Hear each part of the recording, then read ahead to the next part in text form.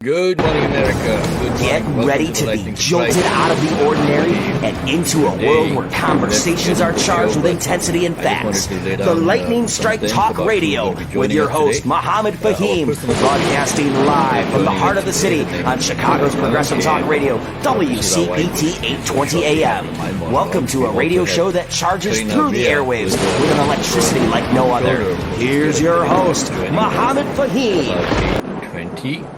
And we got our regular programming back after our forums last month.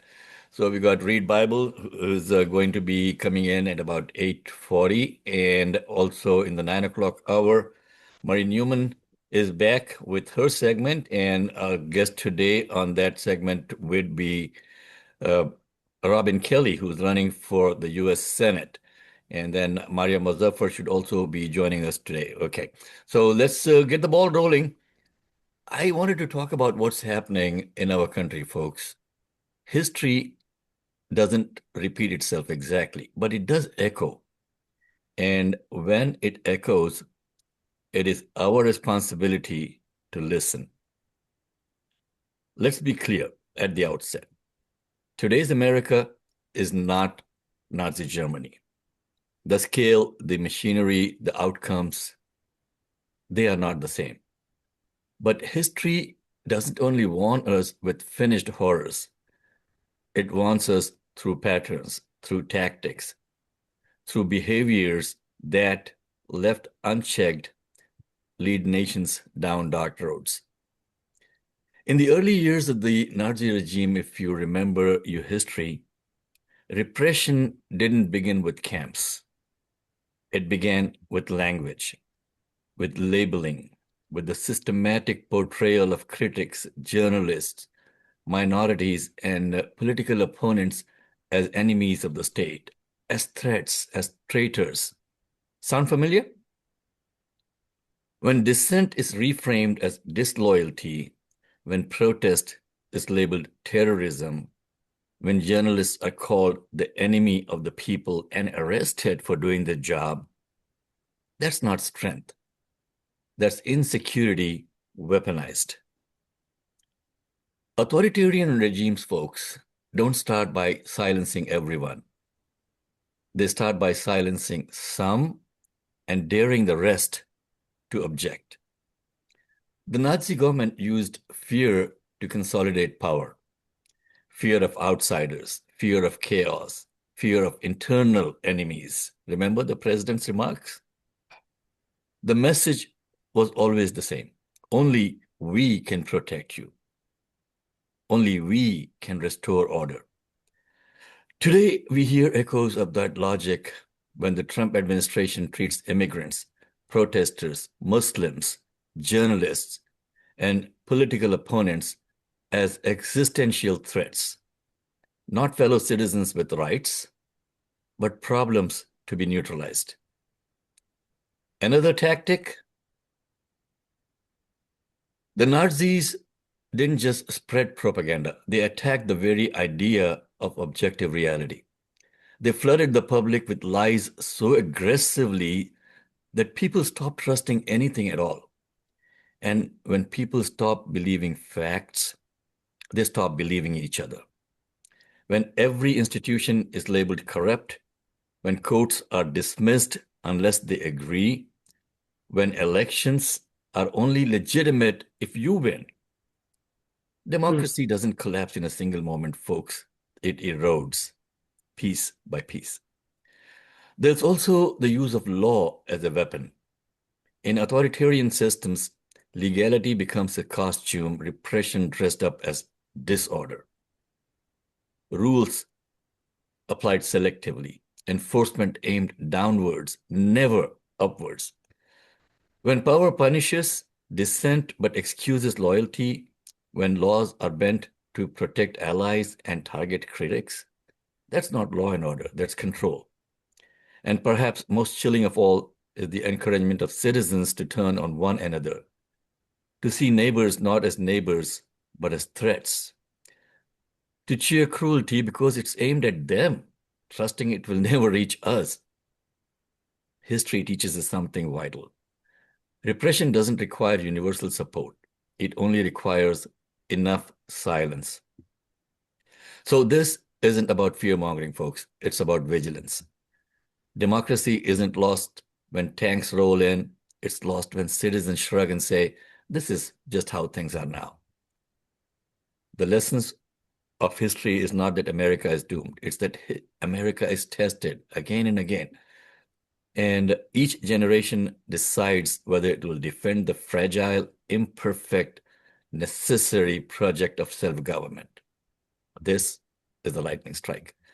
We don't compare history to score points, folks. We compare it to recognize warning signs and to remind ourselves that dissent is not un-American.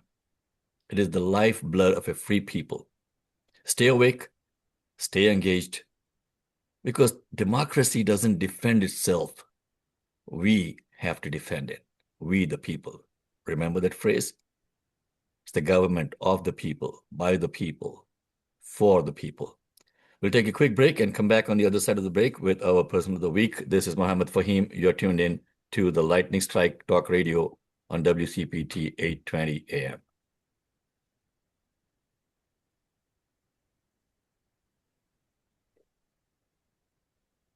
Person of the week is here. Good morning, Renata. Calling all residential and commercial property owners. If you're like me, you're sick and tired of paying high electric bills, which, by the way, are on the rise. You're also probably unaware of the federal, state, and utility incentives that you qualify for. Take out a piece of paper and a pen and write down this number, 630-785-0031. Again, 630-785-0031. Give Greenlight a call for a no-cost, no-obligation energy assessment, and we'll show you which federal, state, and utility incentives you qualify for. Again, 630-785-0031. Give us a call, 630-785-0031.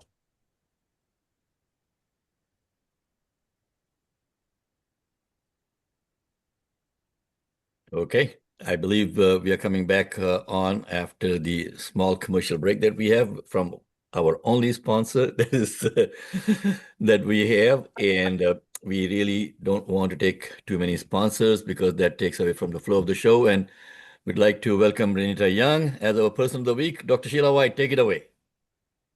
Good morning, Chicago. I am so excited to introduce our person of the week with us on this morning. The lightning is striking in Chicago, even though it's snow outside, because we have Miss Renita Young of the Vocal Group that is with us on today. I would like to welcome her to WCPT this morning. Welcome, Renita. Good morning. Thank you so much for having me. I'm so glad to be here. Yes, you're very welcome. I want you to give us a little bit of background on yourself because you're with the Vocal Group, which is an distinguished group in and of itself, but you're also with WBBM Radio as a journalist, and you're also a professor at a university in Chicago. So give us a little bit more about the Vocal Group and what you're doing and the exciting things that's ahead for that group. Well, thank you so much for asking. I love voice. My entire life revolves around voice and everything that I do. And so by trade, I'm a journalist, but I launched the Vocal Group in 2024 as an extension of all of my experiences in news, in media, and the Vocal Group is a vocal consultancy where we give voice to your vision through professional development workshops and keynote speaking, media training, expert media training, and voiceover work. And it all leverages my nearly 20 years in the broadcast journalism business. And so let's talk about that for a little bit. I wanted to create a business based off of my unique skills, talents, and abilities. And because it revolved around voice, I picked the things that I loved the most about journalism. And so for almost the past 20 years, I've had very different jobs in journalism. They ranged from being an editor of a local news outlet in Evergreen Park called Patch.com, moving up to working as a radio anchor now at WBBM Radio. And in between that, about 10 or 12 years of that I spent as a business journalist, where I got a couple of national awards for the work that I've done at Bloomberg TV and Bloomberg Radio. So I come with a really good wealth of experience in journalism and media, but all of that really truly is driven by voice and wanting to understand how to refine my own voice and how to teach other people how to do the same. And that's why the Vocal group, Vocal, is French and Italian for vocal. Hmm. All right. With so much going on in the media today, especially with the ICE being in the news, we know that one of the journalists, Don Lemon, was recently detained by ICE. As a journalist and as an independent, say, free-speaking journalist, what are your thoughts on freedom of speech that's trying to be taken away from us as the rights? Can you speak a little bit about that and the importance of freedom of speech, especially for journalists and real reporting the way it used to be? I think that, and I love this question because I've Mhm. been mulling over it a lot over the past week, not just with seeing what happened with Don Lemon, but what happened with Georgia Fort as well. And I think that we're living in dangerous times when the people who are called to do the work, to do the objective work, to ask questions, to speak truth to power, to ask questions of power and everyone else objectively, those of us who are trained to do this in an honorable way. I think it's a scary world when we are silenced, when we, the people who are supposed to be asking the questions for people who cannot, the people who have Mm. access to ask the questions. I think we're living in dangerous times when we can't do that. And so a lot of my peers in the industry, we've been talking about this. How can we protect ourselves? And honestly, because this is so unprecedented, we really don't know the answer right now. All we know is that we need to protect ourselves in these very scary, dangerous times. And those conversations are happening amongst journalists across the world right now. I think that we need press freedom in order to get the people liberated, quite honestly, because people perish for lack of knowledge, right? We give the knowledge and we bring the knowledge. And if our fountain is shut off, then where will people get the knowledge from? So, this is something that I am highly concerned about. And it's even a little scary. And to be honest, I don't have the answer for it, but it's something that is on my mind and heart and in my prayers as Well, we we go through can this keep very on dangerous pushing time. for this, Renita, and you're so right. Uh, Journalism is the fourth leg Estate. of the table over here, and Mhm. we have to make sure that we keep up with what's happening. I'm so thankful for social media that at Mhm. least we can get you know, our voice out. My face is made for radio, so I don't want to go on on television. But I do have a master's in communications and journalism, and I'm trying to bring in some of that objectivity to taking our country back. Mhm. And people like you really make my day. Folks, we got Renita Young as our person of the week joining us today. And shortly we will be coming in with Senator Karina Villa, will be joining us in about a couple of minutes. She is in the waiting room. And we also have a guest. I don't know who Kevin is. Has anyone invited Kevin to join us? But Kevin is in the waiting room, so we'll bring him in and see just what Kevin has to say. But if you have any questions for Anita, if you want to join the conversation, the number to call in is 773-763-9278. And the Lightning Strike is the only program in the country at the moment which is going both visual and audio on the radio at the same time. So visual on Facebook, and you can catch us later on our website, tlschicago.com, where we will post the conversation. Dr. White, go ahead. We got about a couple of minutes to finish up before I bring in Senator Karina Villa. Yeah, I think it's so important, like you said earlier, Mohammed, that democracy does not defend itself. We, the people, have to defend it. And independent journalism is so important. The work that Renita is doing in the city of Chicago and that reaches abroad throughout the country is so important. Her voice needs to be heard. Could you give us information on how we can get in contact with the Vocal Group, Renita, and any other information that you want to give us in reference to the Vocal Group? Sure, you can email me hello@thevocalgroup.com. That's VOCALEGROUP. That's thevocalgroup.com. Hello@thevocalgroup.com. Thank you so much. Wonderful. And Thank you, thank you. Renita. Thank you for joining us. And let's keep in touch. Yeah, there's so much Yes. that I can learn from you, and we all can learn from you and what you're doing. And WBBM obviously is WBBM. What can I say? Okay. Okay. Chicago's only news source that they claim, right? Okay.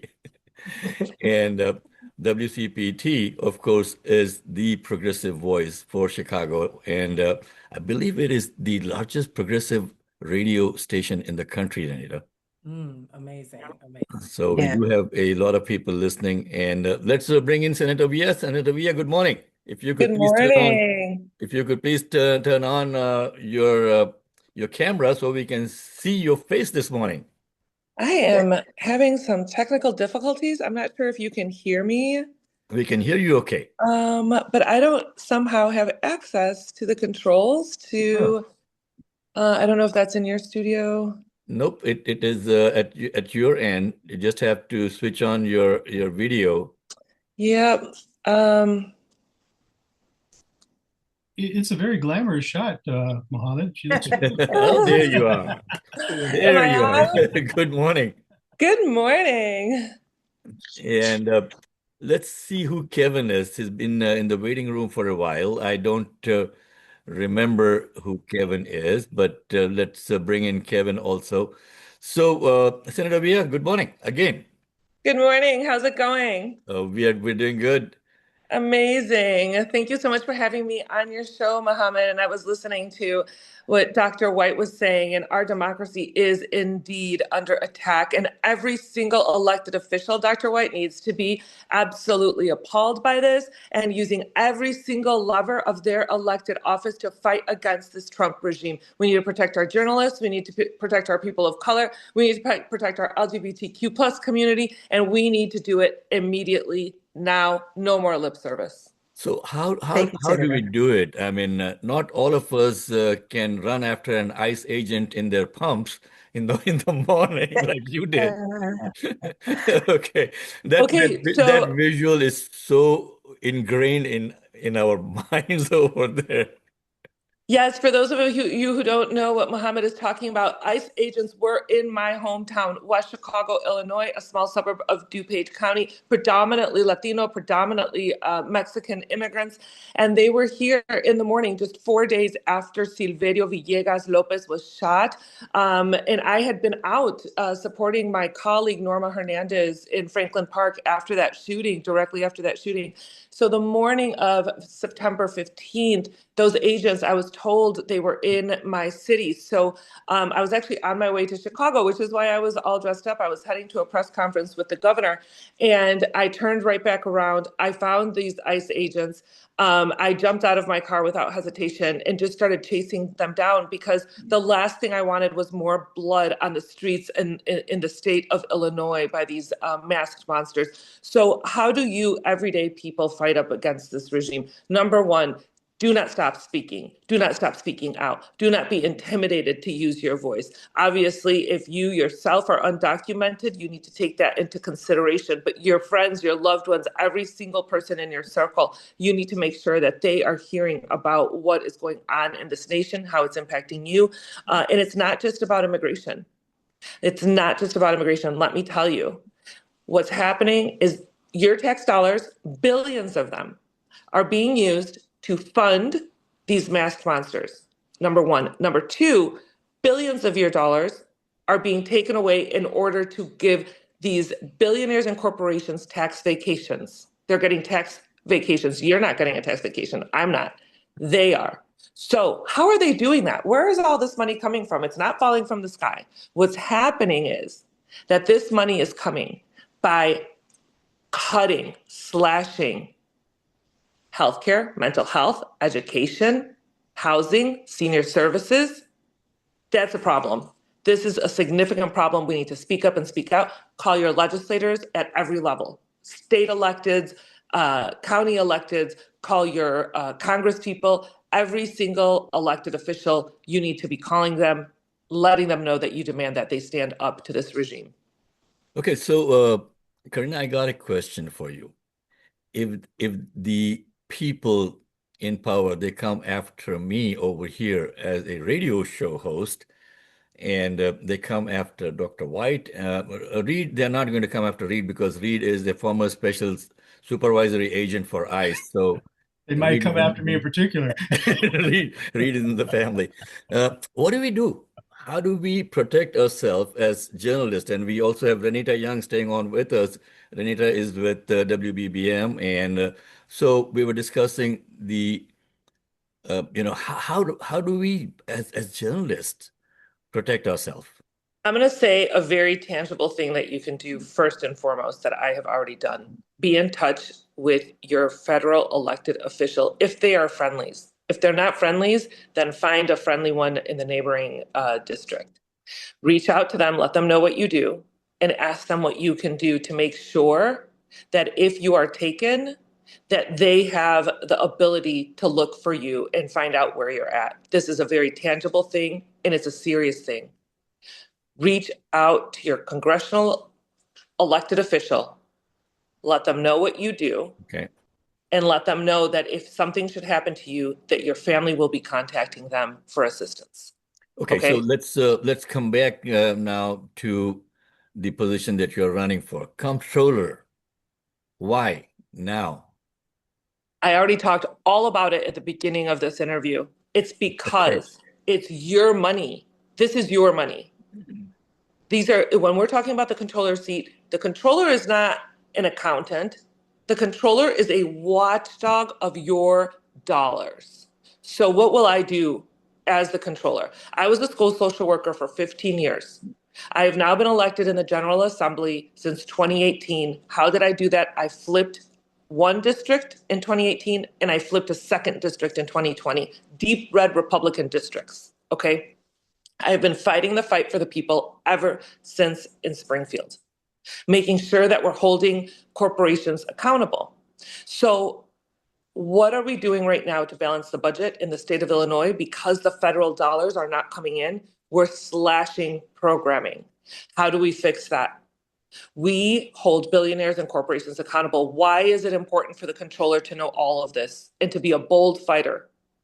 Because the controller gets to use the platform of the seat across the entire state of Illinois to bring this information to voters and therefore put more pressure on our elected officials to do the right thing and to tax the wealthy, because you and I in our communities can no longer bear the burden of one more tax. We cannot bear one more burden. Also, in regards to procurement, on day one of my job as controller, I will make sure to go through and look at all of the vendors that do business in the state of Illinois. And if any of them are profiting from or making money from business with these masked monsters, they will no longer be eligible for a contract with the state of Illinois, because we need to do bold things right now, because we can't just continue as business as usual. So Karina, my question to you is this. Does the comptroller have the authority to decide who gets a contract with the state, or is that something that the state legislature has? No, it's not the state legislature. It's the controller in collaboration with the chief procurement officer. It's not the state legislature. The state legislature does decide on who to tax, right? So the state legislature, for example, I'm currently a state senator and I am currently introducing a bill to tax billionaires, okay? As a state senator, I get to do that. Once I leave and become a state controller, I will no longer be able to introduce myself personally a piece of legislation. However, I will be collaborating with all of the senators and all of the state representatives to make sure that they bring those ideas to the table, that they introduce those pieces of legislation, and then I will be the microphone. I will go around the state and I will be very transparent. I will say, I paid this bill on time. This is how much I paid, and this is how much was missing in order to fully fund those services. Because right now, if we were to just jump up and down and say, I paid the bills on time, I paid the bills on time, my constituents would probably slam the door in my face. You know why? Because their property taxes are through the roof, because they open the refrigerators when the kids have a snow day and they wonder, what am I going to feed my kid? Because my kid usually gets fed at school. They don't have food in the refrigerators because dads walk by their table and they see a pile of bills, and they're not living paycheck to paycheck. People in Illinois are living 2 paychecks behind while billionaires and corporations are getting tax vacations. Okay, let's see if Renita has any questions for you. Renita, you want to bring in something? I think Reed just raised his hand. So Reed, go ahead, and we'll wait for Renita after you. Good morning, Senator Villa. Thank you for being on the show.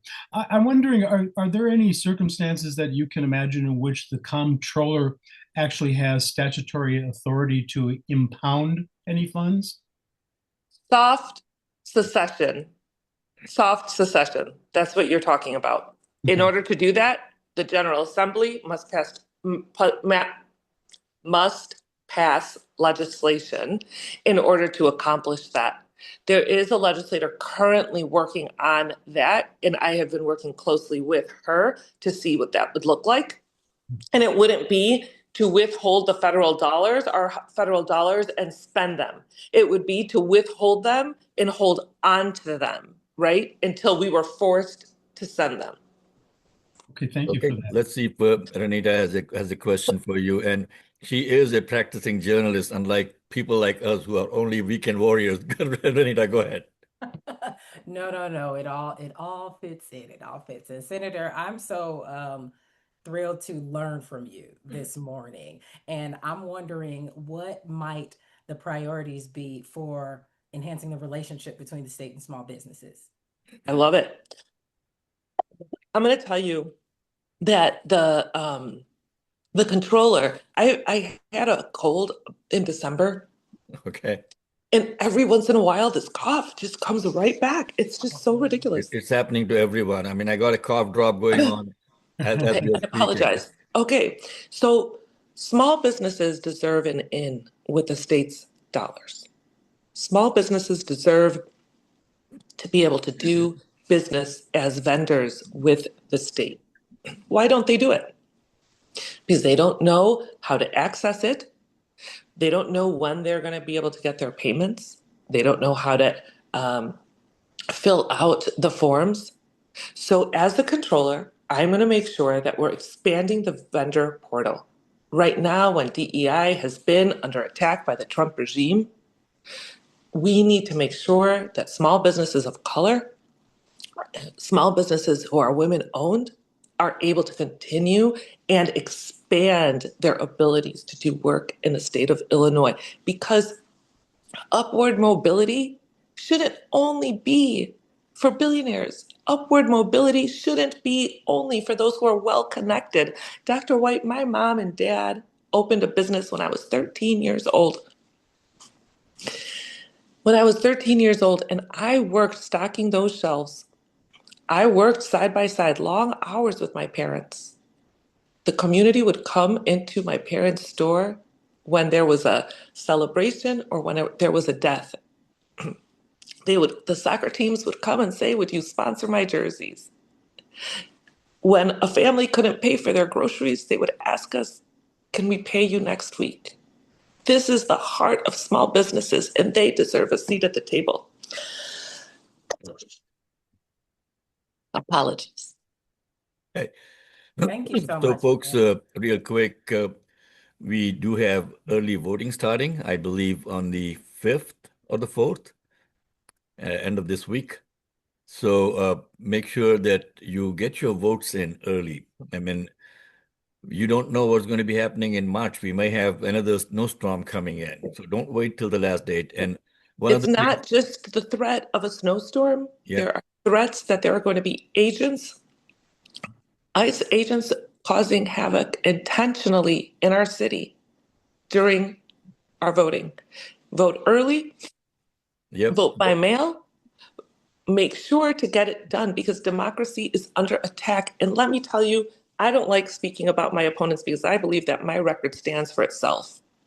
My main opponent is a multi-millionaire who has taken over $100,000 in donations from MAGA Republicans. She's a Democrat.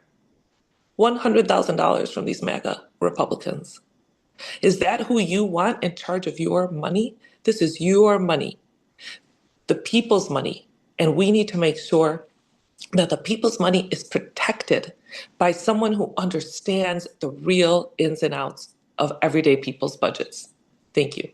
So, folks, one of the things that I do want to remind you again that starting this year, they are trying to, they have already changed the rules, okay? So you have to make sure that you are getting your mail-in ballot at least 3 or 4 days before the last day of voting. Don't wait till the last day of voting because it has to be franked before the last day. So if you put it in a mailbox, make sure you're not waiting till the last day. Do it at least a couple of days before. So just wanted to get that out there.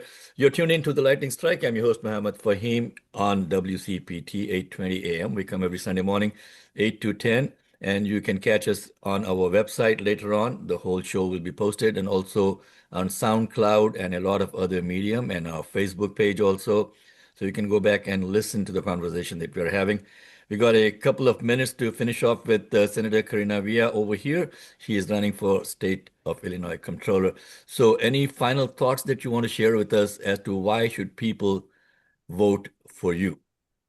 We need bold leaders right now in every single office. It doesn't matter what office that is. I have shown my receipts. I have them ready to show and compare against my opponents. I have stood up for healthcare. I've expanded mental health services. I have fought to make sure that our hospitals do not close their doors in the most underprivileged communities. You need a bold fighter. I fought hard when ICE showed up to my community. I chased them out with that same strength. I have been fighting for the people, and I will continue to be that fighter as the controller. Please vote for me, Karina Villa, on Election Day or before. Thank you. Before. And how can people find out more information about you? What's the website or in social media? Yes, it's Karina, Karina, last name Villa, VILLA.com, all one word. You can simply Google my name as well, and you will find plenty of information. I've got nothing to hide. Thank you. Thank you very much for joining us. And folks, that was Senator Karina Villa joining us. This morning, she is running for State of Illinois Comptroller. And then we got Kevin Ryan joining us. Kevin, good morning. Good morning. Thank you for having me. And what are you running for, my friend? I am running for the august body of the United States Senate to replace outgoing Senator Dick Durbin. Okay, awesome. And unfortunately, the major debates that are going on there, they are not inviting people like Kevin, who is running to challenge the status quo over there. And the reason that I was given was, well, they're not making the cut in the polls. If people don't know about candidates like Kevin, how the heck can they come up in any poll? So we are going to be having a debate end of this week in Chicago, and only the top 3 candidates, so-called, are invited for the debate. Kevin, I feel for you. Yeah, it was pre-designed to only include the establishment candidates. And I know this because the first debate they had with WBEZ, they didn't even provide criteria for us. They didn't even try to say that this was objective. And then with the debate with ABC7 and the League of Women Voters, they provided eligibility criteria on December 9th, saying that they were going to take the top 3 fundraisers as of December 31st, which doesn't make sense because the data from December 31st won't be available until this month. So they already knew who the top three fundraisers were, so they pre-selected it by limiting it at three. And I would say if there was another candidate in this race, let's say like Alexi Giannoulias or Kwame Raoul, you think they would limit it to three? We know there would be four people on that stage because in 2018, during the Democratic gubernatorial Democratic primary, they did allow six candidates on the stage. So they are arbitrarily selecting just these three candidates. And you're right, I don't have the incumbency advantage and I don't have millions of dollars. So I can't buy name recognition and I can't use my public office to get my name out there. And so what have I been doing? I've been traveling across the state, the only candidate to go to all 102 counties. And I've leveraged my social media presence going from 0 to 60,000 followers to reach over 10 million people. And I did all that without spending a dollar on advertising. So I'm proving that there's a new way to political viability that doesn't rely solely on the donor class. I don't think fundraising should be the only metric to get on stage. I think we should allow all legally qualified candidates to get on the stage. So, to your point, people can learn about them. I totally agree with you, folks. There's Kevin Ryan. He is also running for the U.S. Senate. And go take a look at it. So, Kevin, if people want to find out more information about you, you talked about social media. Where can they find you? So you can go to kevinryan.com. And all of our social media is linked on there. So whether you're on Facebook, TikTok, Instagram, Blue Sky, YouTube, whatever you're on, you can follow us by finding the link on our website, kevinryan.com. Awesome. So any particular things that you have in mind, Kevin? How are you going to disturb the status quo that we see over here now? All our politicians, Marie Newman, who is my co-host, she comes on in the 9 o'clock hour, former congresswoman, has said openly many times that almost every single member of Congress and the Senate is controlled by some lobby or other. True. So how do you plan on countering that resistance when you get elected? And remember, I'm saying not if you get elected, I'm saying when you get elected. Right. Well, that's the whole reason why I'm running the way I am. Instead of focusing on the donor class, I'm focusing on the voter class. I mean, think about it. In 7 months, I visited all 102 counties. In 7 years, our very own governor and lieutenant governor have not done that because they focus on the donors and campaign finance and raising as much money as possible. I'm doing the opposite. I'm going straight to the people because that's the way our campaigns should be. I've only spent around $70,000 compared to the more than $20 million my opponents have spent combined. And what has that $20 million done? The undecided vote has only grown from 31% to 46%. So they spent $20 million to make more people unsure. I spent around 70,000, and now I'm on the map, polling within 2 points of the margin of error from Robin Kelly. So I think if we want people who are not beholden to special interests, moneyed interests, and in corporate America, then we need to change the inputs into the system. We need to elect people who are not beholden to the donor class and instead elect people beholden to the working class, like I am. Okay, so we got Renita Young also on the radio with us today and Dr. Sheila White. Renita, you got any questions for Kevin? I do, Kevin. Thank you for joining all of us here. It's not my show, but I still appreciate you joining. And I'm wondering, so you've talked a little bit about this affordability crisis that we're all really facing, as groceries prices continue to rise and people are just not able to afford life the way that they used to. What kind of plans would you have to at least march toward a better local economy? Yeah, so first we need to just break up corporate America. The corporate America has gotten too strong, and so they're able to manipulate markets and price gouge through price manipulation. So that's why we see it's not just inflation, which we did go through a high inflationary period with the COVID spending, but it's not just that. Corporations have taken advantage of that, mostly the grocery store corporations. And I know this firsthand because when I was assigned to the Pentagon, I went to the commissary on base, which was it's a nonprofit government subsidized grocery store. So they sell items at shelf value of what it costs just to keep them on the shelf. They can't make a profit off it. The very same dog food I would get from the commissary would be $10 cheaper than what I would get at the just outside the gate. So we're talking about $15 to $25 because they are price gouging because we're not enforcing existing anti-monopoly laws. So when we talk about the price of groceries, that's one thing that we can do is enforce and strengthen existing monopoly laws. But I fear that doesn't happen because both Democrats and Republicans are controlled by these moneyed interests, and that's why our government works for them. That's why life is becoming increasingly unaffordable for everyday Americans, and yet more billionaires are produced, and the wealth at the very top gets only higher. And then we can't provide basic services to our people. You want to talk about making life more affordable? Just imagine if we had universal health care and universal child care. If we could eliminate child care costs and health care costs, right then we've made life affordable for most people, right? Just by doing those two things. But in order to do those things, we have to be able to fund them. We'd have to double the size of the budget at a minimum. So where are we going to get that money from? Well, we already have a lot of aggressive tax burdens on the working class. We need to tax wealth. We need to increase income tax brackets. We need to close offshore loopholes that allow the ultra wealthy to hide their capital overseas. We need to do those things so we can fund our government and fund services like Medicare for all, universal child care, fully funded public education to make life more affordable at the very basic level. And then we can start to take down the power of corporations and agribusiness to break up monopolies, enforce antitrust laws, to make it more competitive for small, mid-sized producers to grow food, to send it to grocery stores or small and mid-sized distributors, so that we can have a more competitive economy to drive prices down with multiple players, as opposed to these three big giants that are running the show and able to manipulate markets for that reason.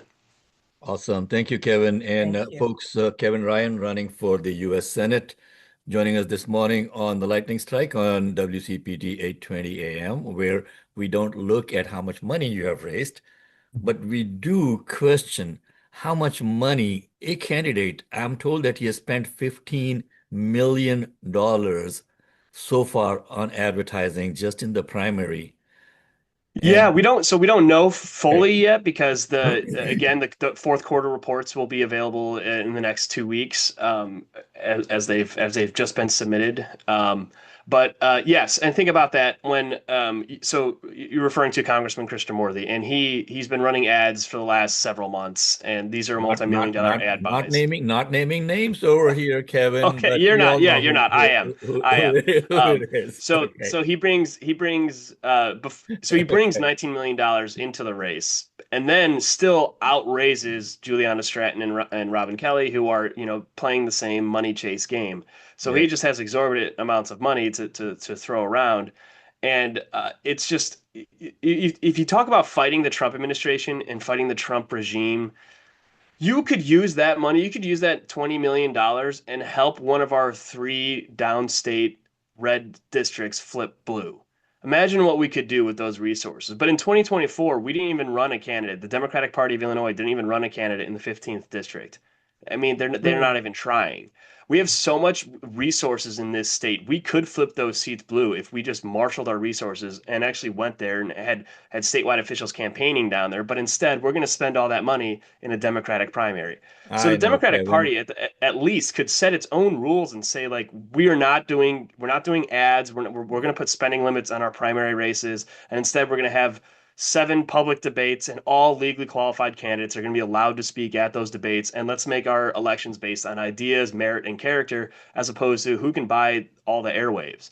Isn't that what we want as a party? Wouldn't we then produce the best candidates that would be able to defeat Republicans as opposed to the best fundraisers? I don't understand why our party is so reluctant to do that. Well, that's such a wonderful idea, and that's what we like to hear on the Lightning Strike over here. It's 8:49, folks. We are running a little bit into Reed's time this morning. Reed, sorry about that. It's all right. I'm glad to hear from Mr. Ryan. It was so important to listen to Kevin and some of the ideas that he is throwing, especially about providing equal opportunity to every candidate who's running to come in front of the people. So right. I don't know what they're afraid of. Yeah, we do have Dr. Robin Kelly joining us in the 9 o'clock hour. So if you folks want to have any questions, anything that you would like to share, you can even text us at our number, which is 773-763-9278. And thank you so much, Kevin. Thank you for joining us. And we go back to Reed Bible this morning. Reed, good morning. Good morning, Mohammed and the Lightning Strike team and our listeners out there in Chicago. I've noted this morning, Mohammed, that we have kind of a cohesive theme going on here that you started, and it's been resounded by Professor Young and by Senator Villa. And what is that? Well, there's a cohesive theme here that there's a pervasive and general sense of fascism or autocracy on the rise in America. And you've been talking about how it's being facilitated, how it's being funded, and also how we might be able to fight it and preserve and get back our democracy. So I don't know if you guys all got together without me being present, but it just feeds right into what I wanted to talk today about, and that is the key indications of rising fascism in America. We have this general pervasive feeling about it, but a lot of people, they haven't been able to particularly articulate it. They see examples, but they haven't yet connected it to the fact that these are all signs of fascism, folks. And so I want to get into that a little bit.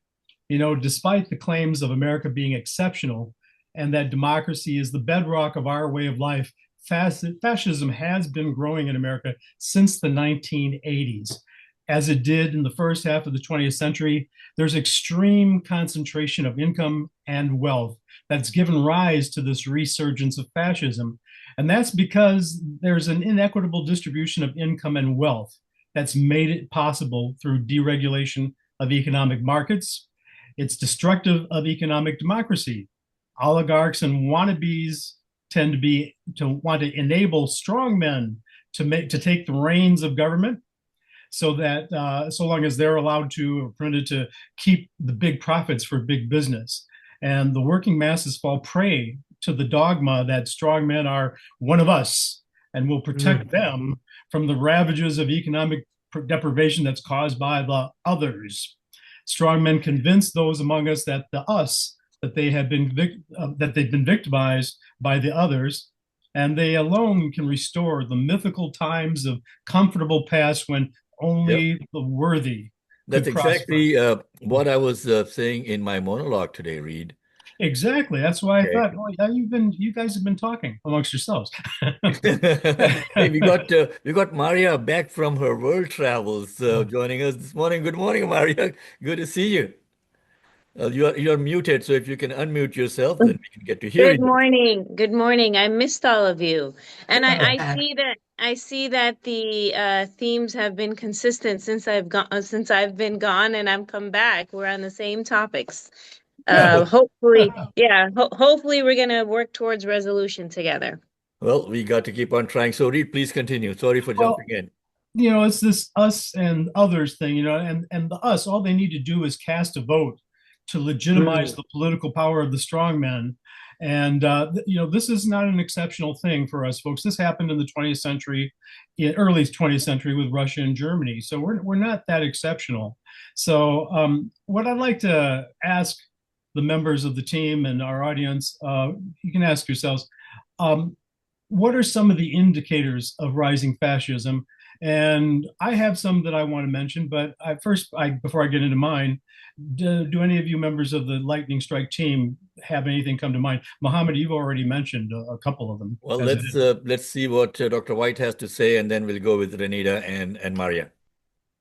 Well, I think the authoritativeness, so to speak, just being able to have a person come in there and just take over everything, knock down the walls and just say, it's my way or no way, or the highway.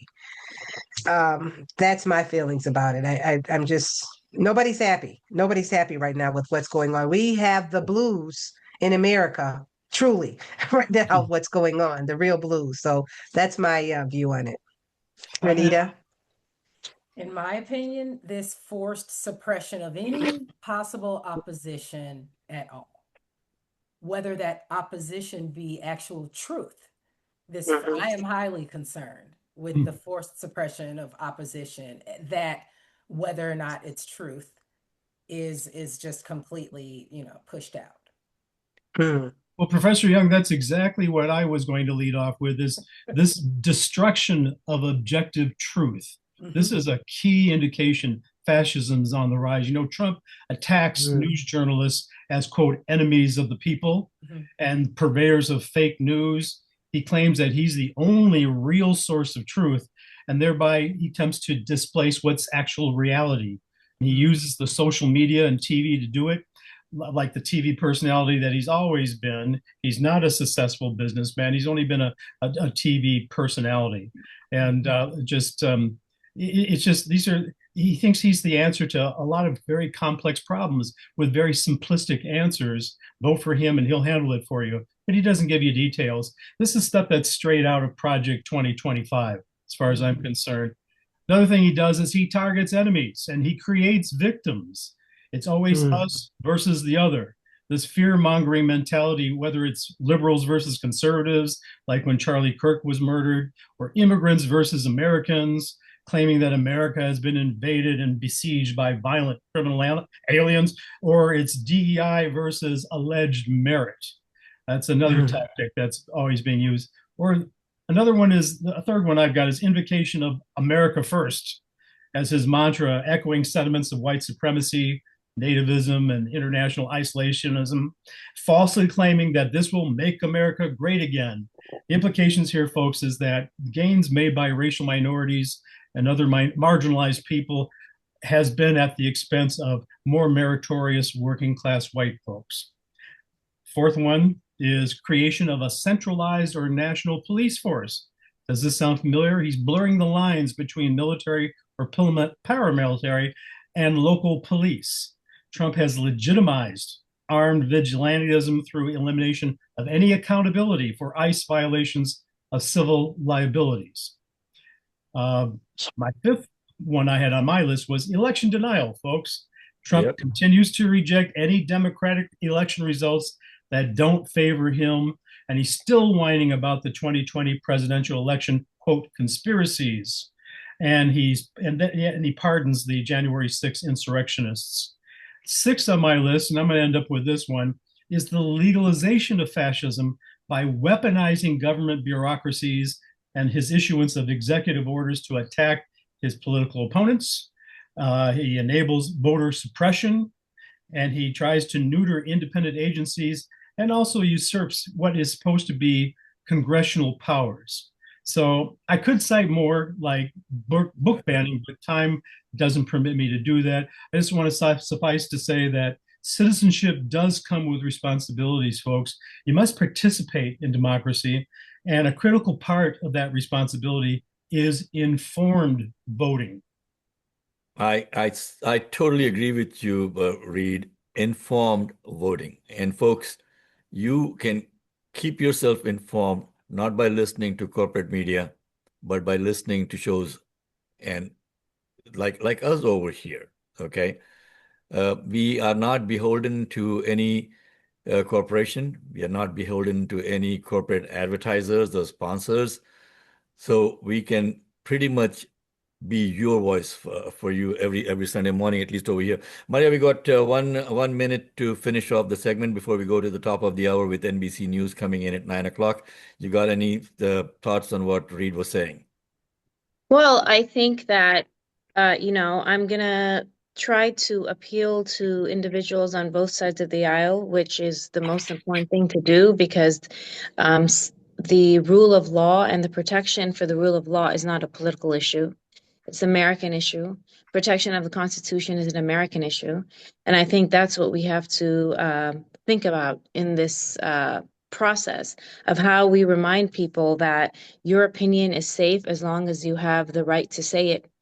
And unfortunately, if truth is suppressed, truth is minimized, and disinformation wins, then no matter what side of the aisle you are on, you will be in an echo chamber that is continuing and perpetuating false narratives that help people that do not want to help you and do not believe in the Constitution further advance. And I think that's critical and important for everybody. Okay, so we are coming up on 9 o'clock while the station takes a station break to bring in the top of the hour news from NBC. Let us continue the conversation over here on Facebook and not waste our time over here. So one of the important things that I have always emphasized, folks, is taking the responsibility of your vote seriously. Please make sure that you inform yourself of the different characters that are running for office. That's the least offensive word that I can use for some of them. Okay, because these are characters. These are lifelong players who want to be in elected office, one way or the other. You've got Congress people who have been there forever. You've got senators sometimes in their 80s who can't even get up off their chair, Dr. White, running for office again. You're not suggesting Dr. White's one of those senators, are you? Nope. But I do want her to run for office one day. Okay. Okay.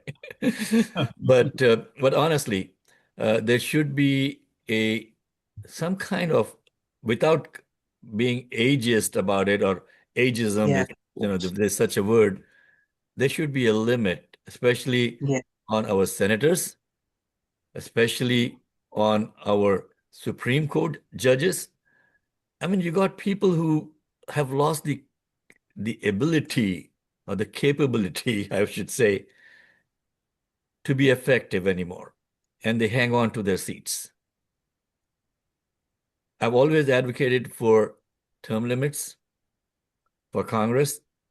The 2-year term for Congress, in my view, is ridiculous. We have 2 years for Congress and 6 years for the Senate. I mean, in the first 2 years of getting elected, a congressperson would be lucky to find out where the bathrooms are in the Capitol. And then 70% of their time, I'm told, is spent on fundraising for the next election. Renita, your view on this? I think that with all of these things, transparency is the most important part of it. We need to have a better system of tracking the things that people do when it comes to, obviously, election finance, but also term limits. I have thought about this. I believe I recently saw a headline with a former Chicago mayor talking about term limits. And for nothing but to be able to bring through the next generation of leaders. And so that they can actually have a seat at the table before it's time. I think that it's vitally important to be able to let us have a succession plan. Let us have a succession plan of a more clearly defined succession plan. If that includes term limits, then that Eyes in draft. The Oval. About a minute, boss. Sanctum of the executive branch.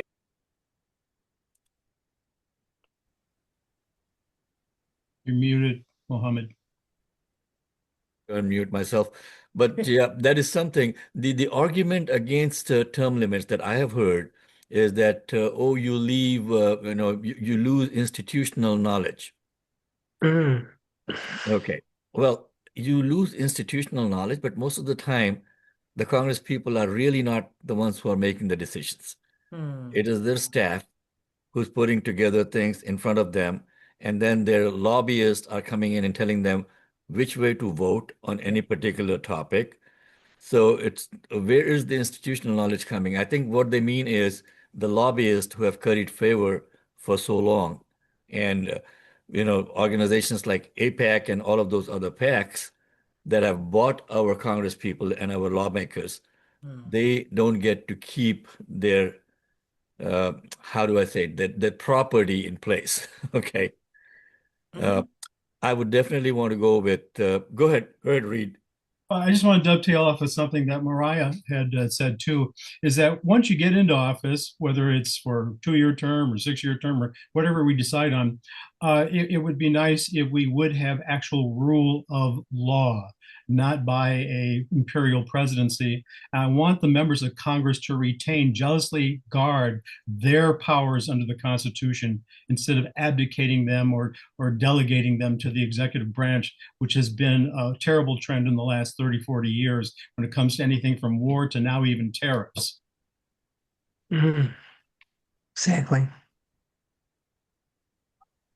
Okay, folks, we are back on WCPT after the station break. Thank you so much for listening and tuning in. I'm Mohammed Fahim. I'm the host of the show over here with my co-host, Dr. Sheila White, Read Bible, Maria Muzaffar, and joining us shortly would be Marie Newman, former Congresswoman, and also Dr. Robin Kelly, who's running for the U.S. Senate. They'll be joining in about 4 minutes over here. If you have any questions, any conversations that you want to join, feel free to call in. The number is 773-763-9278. Let me repeat that again, 773-763-9278. We are also very lucky this morning to have Professor Young joining us. She's got a great vocal range over there.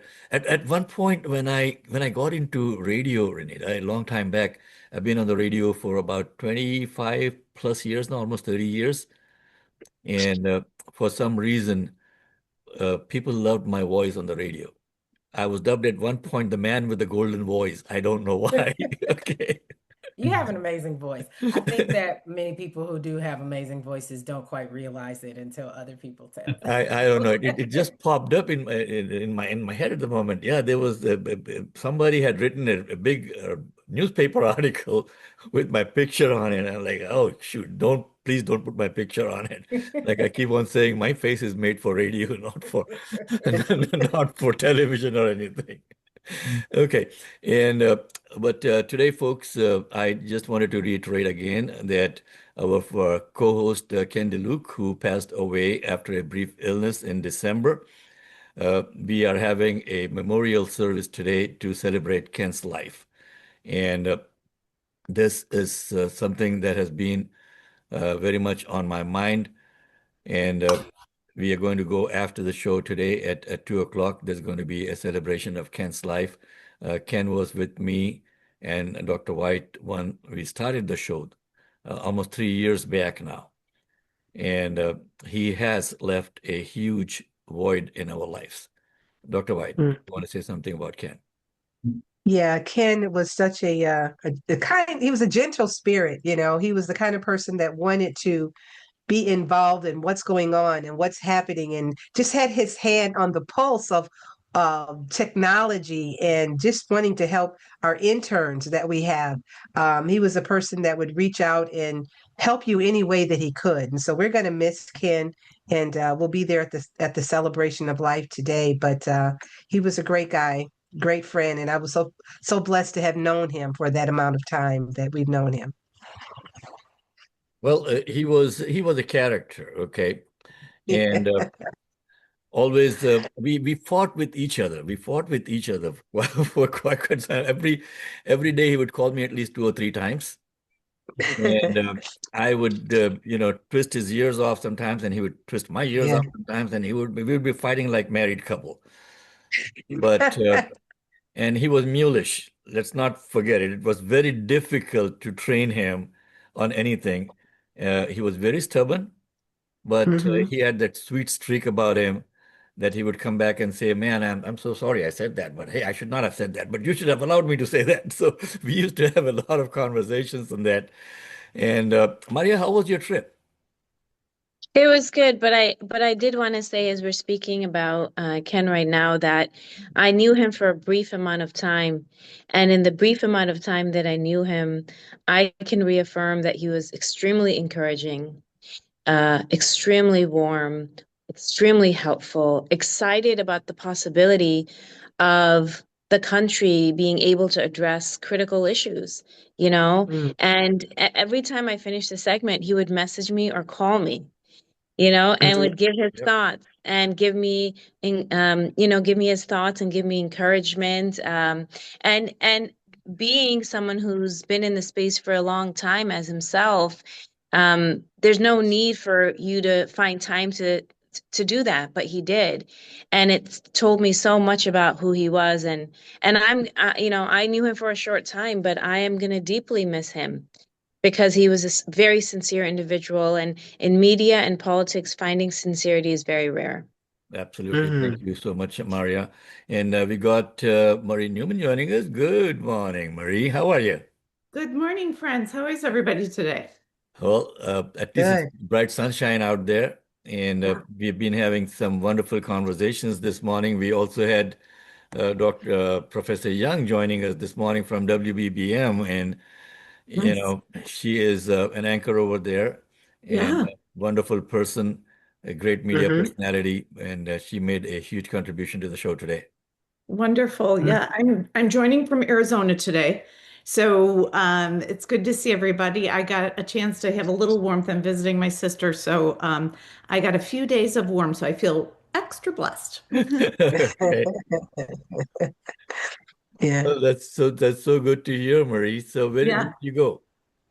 I'm in the Phoenix area. So my sister lives in Tempe, and then I have other relatives in Phoenix. So I'm spending a little time there. So yeah, I just taking a long walk in warm weather. I mean, that was joyous. Yeah, I see And that. I am not a baby about the snow. Like I love our weather. I do. I love Chicago's seasons, but like this one has been beating my buns a little bit. I'm not gonna lie. Okay, and we'd like to say goodbye to Renita Young for joining us. Renita, good morning. Thank you so much, and goodbye for joining us. Thank you so much for joining us today. And let me bring in Congresswoman Robin Kelly into the conversation. Good morning, Congresswoman. How are you? Okay, while we are waiting Just for her getting to set up. unmute Yeah. herself. There she is. Good Good morning. morning. Good morning, Congresswoman. How are you? Uh, Good. Good. You look chipper. Well, Hey, I'm we know awake. that, look, we know you're headed into a legislative week, and we really appreciate you taking the time. So we're gonna sort of get right to it because I'm curious about the genesis of the articles. And so backdrop for all of our listeners that need a little bit of catch up. So obviously, Secretary Kristi Noem of DHS has been problematic, to be very generous, right? We've seen her um, do everything from mismanage her office on the administrative side to over to not training her agents well enough. Some of them are only getting 6 weeks of training. And now, and I'm just going to be blunt here, the Congresswoman probably can't be as blunt, but that's the virtue of having a radio show, is that I can be blunt, is that, and now we see agents murdering people. You know, we are. It's straight up in the streets. People are being executed. Everybody from Keith Porter to Silverio Gonzalez, Alex Preddy, Renee Good, and they have descended upon Minneapolis as if it was a war zone. So that's the backdrop. The good news is we have great Congress people, and Robin had a team around her of other congressional colleagues that agreed, and it goes back 4 months. So I kind of want to start there. When you started, was there a tipping point, Robin, where you said, "Oh my gosh, I am impeaching this woman"? What was kind of the As you tipping said, we started actually in October because of Operation Midway Blitz, and it was my district that the helicopter landed, and they kicked in all the doors on the first floor. I'd gone to the apartment building a couple of times. Kids' clothes, toys strewn all over. People drug out, whether you were immigrants, undocumented, or American citizens. Everybody was pulled out, tied up. So that's when, it started. And then when they snatched a mom off the street that had been here, I think 20 years, and she had a 19-year-old and a 16-year-old with the mental capacity of an 11-year-old. But she didn't know what happened to her mom. So her daughter, the oldest one, had to leave school. So it's just been one thing after another. The car accident where two people were hit and had to go to the hospital. Reverend Black, right by my district, shot in the head. He was praying for the ICE agents. He said when he went to Broadview, something came over him, and and then they shoot him with those pepper balls or whatever that it says rubber bullet? Yep. specifically, do not hit people in the head. It could be deadly. And they hit him 7 times, twice in the head. So it's just one thing after another, one thing after another. And, but we wanted to make sure all of our I's were dotted and T's were crossed, and, didn't want to be performative or anything like that. But Minnesota was just, we couldn't wait. That was just, oh my God. And, yes, murder, in my opinion, is the right word that you use. And I am the congresswoman, so I mean, it's on TV, our eyes, saw, what happened. Her last words, I believe, were, "I'm not mad at you." And they put other people in danger. She could have hit another police officer, a pedestrian, anyone in the neighborhood, the way, the way they shot her and Alex, there are just no words, quite frankly. So we filed, honestly, didn't know how many people will join. I'm proud to say today we have 181 co-sponsors. I'm Awesome. proud to say, Awesome. with leadership that they said either she's gone or we're going to move forward. So we'll see how these next 2 weeks of negotiations go. I myself, I don't want to shut down. I don't want, everyday folks not to get paid, but I'm not going to vote. I didn't vote, for the bill when it came to the House. I'm glad in the House we could separate it out, so, I mean, childcare, all that, SNAP, even though he's jacking up Snap too, but that's all important. And like I said, I don't want people that already can't afford things to be hurt, but I could not vote for DHS. And I depending on how it comes back or what's negotiated, I still may not vote for it because she needs to go. She's an incompetent leader. I know he's surrounded by incompetent leaders, but people Yeah. are losing their lives and getting maimed because of her reign of terror. And the word I use, you said, I think you said like war. Yeah, they're invading. They're invading places. We heard a lot about Minnesota, but Maine, the same thing. They were there kind of at the same time, and we heard stories that they were following people. People were following them so they could warn other people that they're coming. And I heard a story where one of the people following them, when she went home, they were in her driveway. And another person, they called her on the phone, threatening. So no one is safe. No one is safe, obviously, because all kind of people have died and been maimed, and we don't know where they're going next. So I know I did a lot of Robin, talking or- real No, quick. that's, I want to get to some of the super sexy stuff called procedure, right? Yeah. Because it is important. I want people to understand how hard it is to bring impeachment articles forth. It's very hard, and then to take leadership on it, and also to equally not have it be performative. Because many of my former colleagues, your current colleagues, would say, "Well, that's not going to go anywhere." Well, it doesn't matter. Just like Ro Khanna thought it may not go anywhere, but he had to do it on Epstein, you are taking the same leap of leadership, I would call that, and say that, look, I started out with 7 people and now I'm at 182, right? So tell us a little bit about when you see yourself as a leader in Congress, which you are, taking that moment to move forward and build that coalition. Just tell us a little bit about that, Robin. Honestly, I could not take it anymore. Like I said, we have been working on it and working on it, just like, gun violence and leading the sit-in. I think that was before you came. It was just enough is enough is enough, And so my staff, the main person that worked on it, he had been in contact with, we didn't slide this over anybody. We had been in contact with the appropriate leadership, and also judiciary. We've been working with people because we wanted to make sure that we did everything right too. And then we, brought it up in a group of people. And like you've been there, like anything, some people are like, I don't know about that, And my attitude was, if you don't want to sign, don't sign, And I was shocked pretty quickly out the box. We had like 60 and then more. And as things kept happening, then more people signed on, more people signed on. Even people, I don't know how many that voted for that bill. There were 7 Democrats. Some of them have now signed it because they realize, the depth of this. I mean, we're attacking our own people. Like our tax dollars are paying for us to be attacked. I mean, it makes no sense. So we know things don't happen overnight. We know we have to build the sponsorships, which we are doing, and then it would go to judiciary, and we've, been in touch with Jamie Raskin.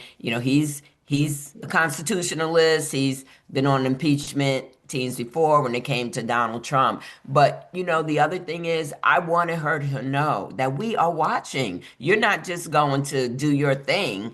But more importantly, then Congress, people are watching. People are holding you accountable. People are holding this administration accountable. And hopefully people remember this. I'll say on March 17th and in November, that we cannot have this type of leadership.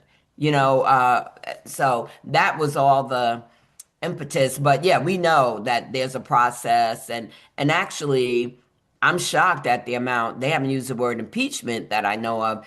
Some Dem senators have, but even Republican senators more have said she's got to go. Yeah. So do you never know. Yeah. Do you have any Republican sponsors right now, Robin? Not that I know of. Someone was speaking to some of them, so I'll find out, when I come back, because someone whispered in my ear that some of them are troubled, and some of the trouble comes from one of the articles is obstruction of Congress, but a part of that is she's not getting FEMA money out to disaster areas, and that's money that's already been appropriated. So that's affected, red and blue and purple. Right. So I think that's where some of the grumblings I'm hearing from the other side of the aisle are coming from that too, because she hasn't done, as you put it, the administrative part of getting money out where it belongs. Well, she's too busy trying to figure out new costumes and new hats for her public appearances, Robin. Oh my God, yes. Someone said that she transformed herself into the megastar. A show I was on, someone made that comment that she's trying to get whatever that look is. She's incompetent. She should have never been in this position. And I served with her in the legislature. And she's so over her head, but so is Kennedy, so is Patel, on and on and on and on. All of them. But people losing their lives under her.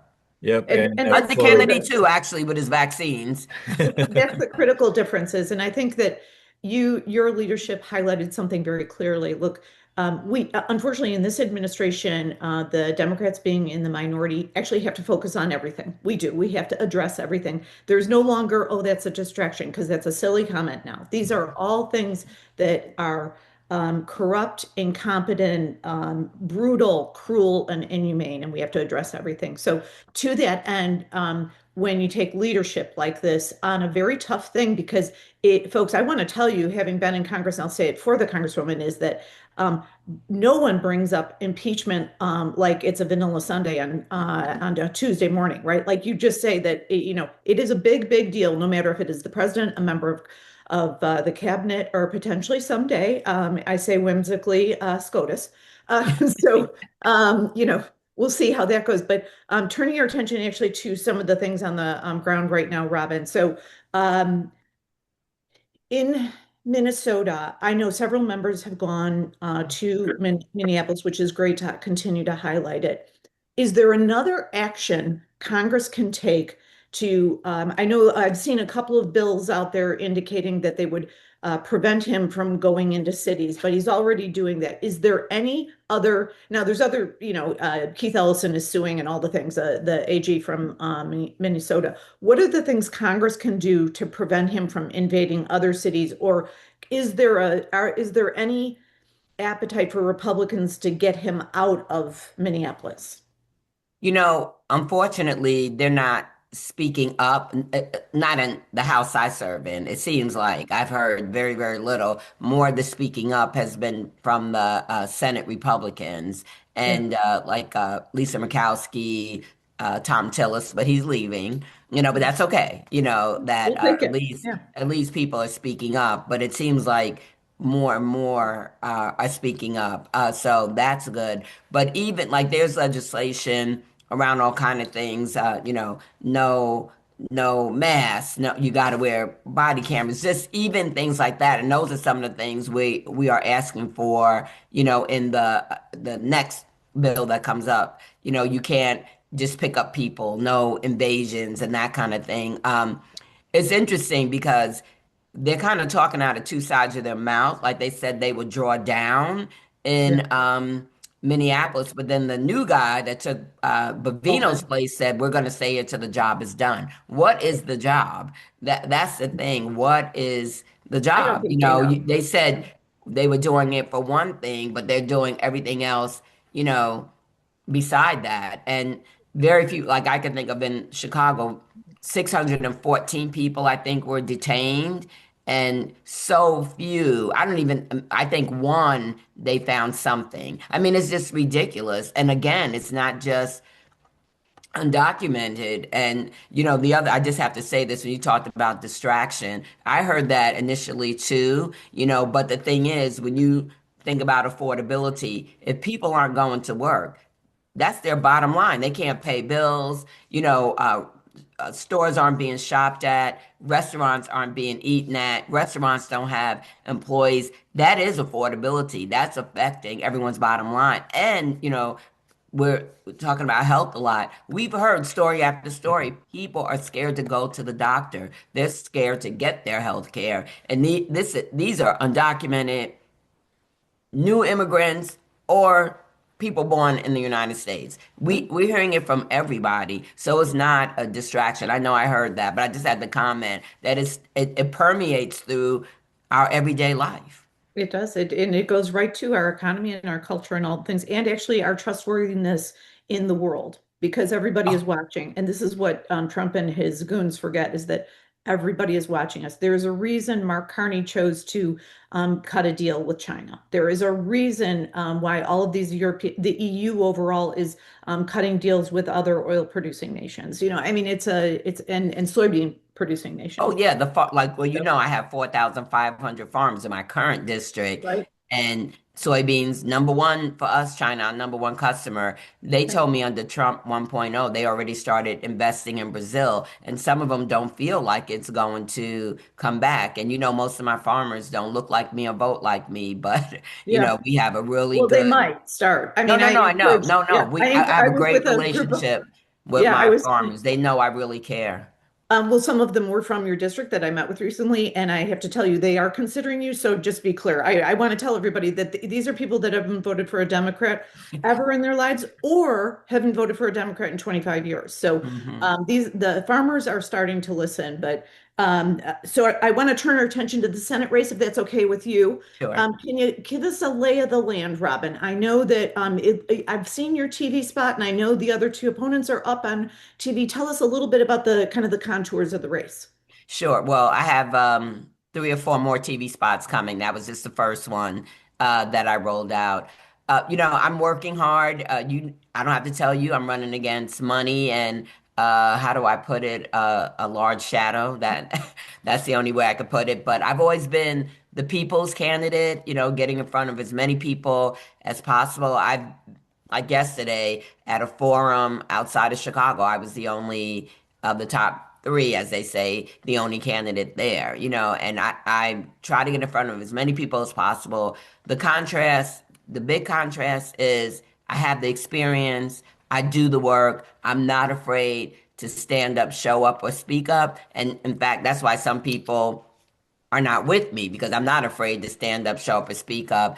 I am a proud Democrat, but I have my own mind, and I do what I think is right. When I first started running, I told the people that came and got me, I have to be able to look at myself in the mirror at the end of the day. And I'm proud that I could still look at myself in the mirror and be proud, of what I've done. So I think that is, and I'm not the best, I'm not gonna say I'm the best debater or anything like that, but I speak from the heart. I speak, from what I know people want. It's not scripted or, I'm not yelling at people. I just want people to feel like I'm having a conversation with them and to earn their trust and to know, check the record, as my colleagues always tease me when I say that, but I've done the work. I've done the work. And, I know how to work. I've been in Congress 13 years, only in majority 4, but I still have gotten meaningful legislation done around healthcare, gun violence prevention, consumer protection, even AI. Me and a Republican colleague were the first people to have hearings on AI and cybersecurity. I mean, it was way back, now, but, we brought the issue like I brought maternal mortality and morbidity, so I have done the work. And I laugh because people say, why don't you bring up this? Because I forgot I did that. I just do the work and move on. to the next thing. I think that is, really, really important. And truly, I feel like I was put on this earth to be a public servant, and I care about everybody. I want everybody, to be able to live their best life, whether that's in the United States, whether that's in Gaza, whether that's, in Ecuador, Venezuela, because I just feel like we all do better when we all do better wherever we live. So, Robin, one of the questions that was coming in was, are you accepting any kind of contributions from AIPAC and other flags? And just not to get in the rabbit hole about it, yeah, I didn't realize myself that people I've known like for 30 years put their money through the portal. I never knew about that. And so that's why, people say, oh, she takes AIPAC money, but I was taking money from people that have known me a long time before I was ever, elected. And I didn't realize there was even a portal. Someone had pointed that out to me. And actually one of the people said, oh, I have to give to you directly. I didn't know what she was talking about. So no, I'm not. I had announced that I was not, and that I'm not. So yeah. Okay. And that's why it might look like it, is what I'm trying to say. Robin, I'm getting a question coming in here. I think this is a really good one because, well, you gave us an overview of compare and contrast. This texter, actually, not a caller, a texter said, can you ask the Congresswoman how policy-wise she is different from Raja and Juliana? Is there a specific policy set that it depends who we're talking about. Like, Yeah. I'm for Medicare for all. Raja is not. Juliana said she is, but I've been on the Medicare for All caucus, I think pretty much since it started, if I can, as I say, remember, and have voted. I believe in universal healthcare in the richest country in the history of the world. So I would say that.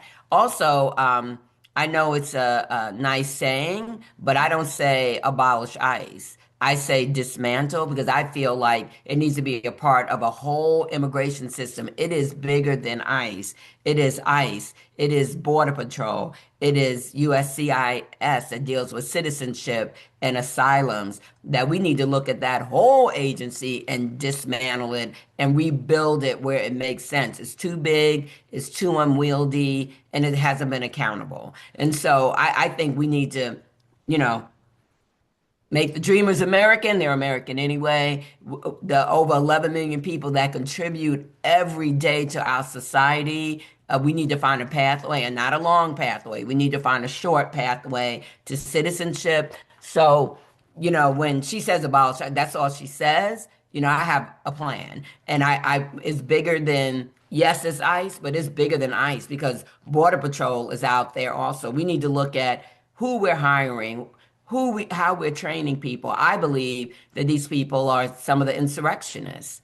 When I was on my hands and knees January 6th, not knowing the last 20 out, and I believe the way they did the commercials, we'll, pay your debt or give you whatever signing bonus and all that. She spent $200 million of taxpayer money on those commercials. And so I think we have to look at the whole thing, not that it's not important. I don't want anybody else to lose their life and be drug out of their home, but I think it's a part of a big package. So I just want to clarify for our listeners, because this is really confusing. You've probably had to explain this to your constituents. I know I have. So the Department of Homeland Security is an all-encompassing federal agency that includes ICE, right, and all of the FEMA, TSA. FEMA, TSA, and 7 other sub-agencies. So it was created right after 9/11, folks, and it became very unwieldy. It's been flailing literally for 15 or 20 years.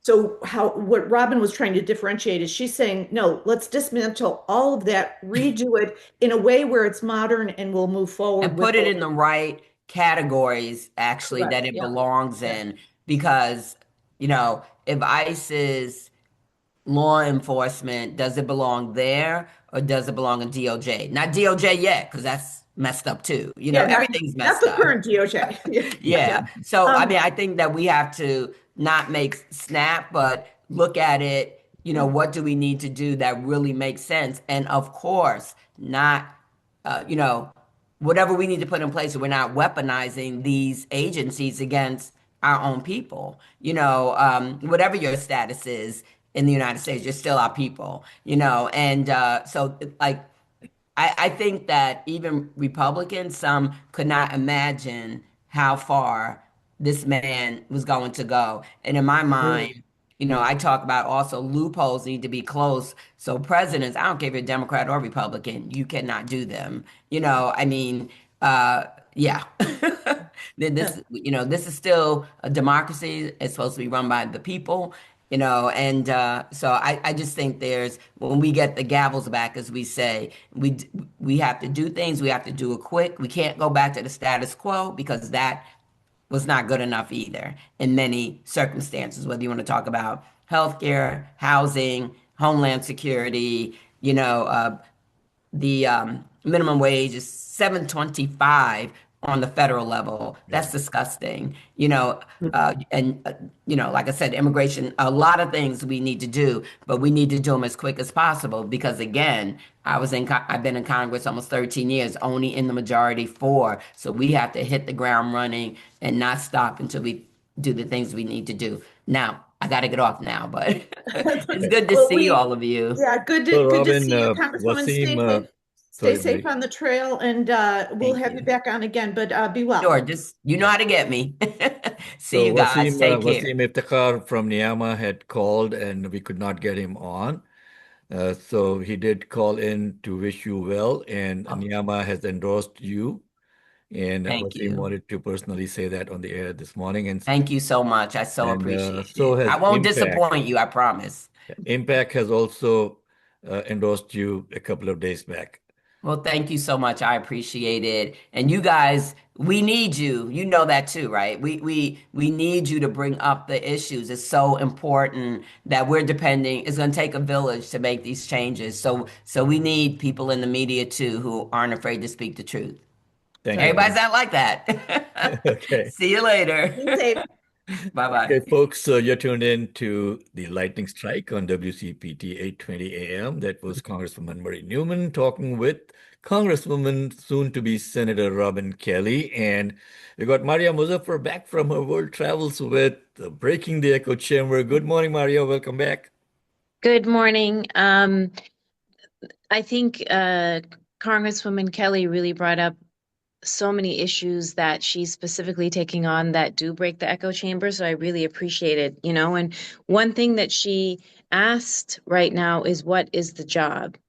What is really the job? And I think that's what we have to ask when we watch ICE enforcement is, what is the bottom line that they're trying to get to?